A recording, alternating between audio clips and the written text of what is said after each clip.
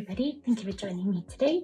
Today we're taking a look at the Moleskine Classic Collection. It is the dotted notebook. They do come in the plain and the lined as well. This is hardcover. It is 240 pages, dot grid layout, acid-free paper. It's 5 inches by 8¼ inches. And it's kind of cute because the history of Moleskine comes in this little pamphlet inside. The page weight is 70 GSM, so it's super thin paper. And it has the elastic closure. It does have a bookmark.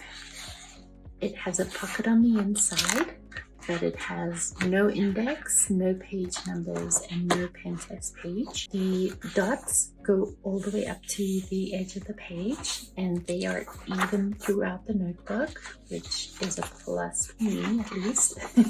But the dot grid is 24 dots across and 40 dots down, and the space between the dots is 0.375, which is pretty standard. The pages are not perforated, they are just standard binding. The pages they have a bit of a smoothness to it, but you can still feel a little bit of grit, not like the 160 GSMs, but we're gonna go ahead and put this guy through the pen test. So I have all the pens that I've been using for the other bullet journal reviews so that you can get a fair comparison. And so again, I'm going to be swatching everything, and then we will talk about the ghosting and the bleeding.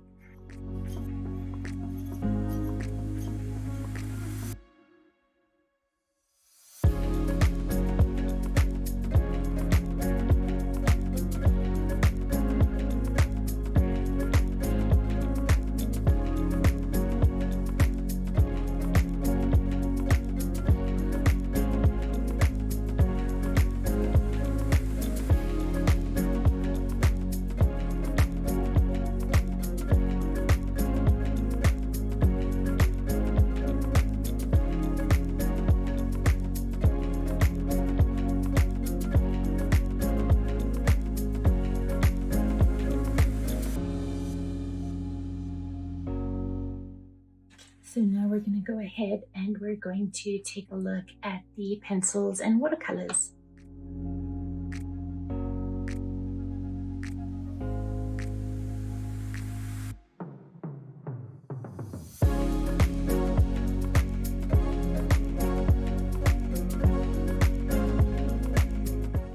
I did my stamping off camera. I apologize for that. This is the dye ink, the solvent ink, and the pigment ink.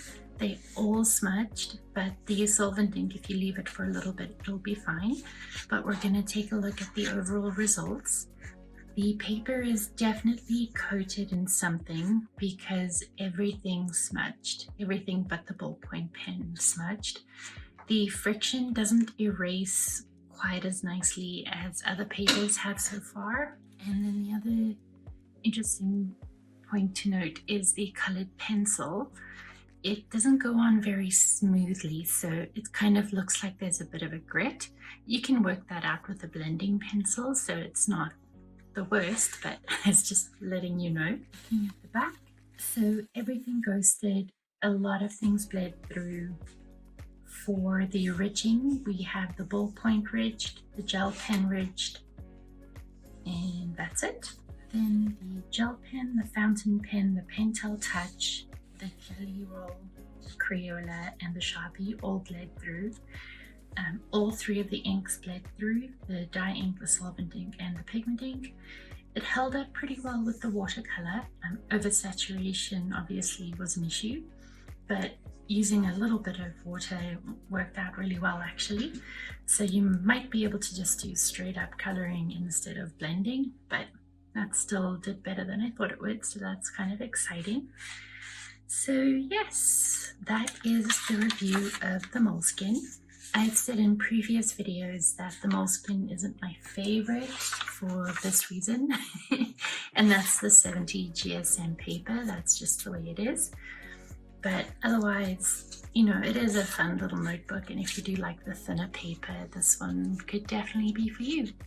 But if you enjoyed today's review, please like and subscribe. I will be doing another book review next week. Haven't quite decided which one yet, so let me know down in the comments if there's a particular one you wanted me to take a look at. I have quite a few still left in my pile to be reviewed, and if your choice is in that pile, I'll definitely look at moving it up the list. So thank you for watching today. I hope you enjoyed today's video.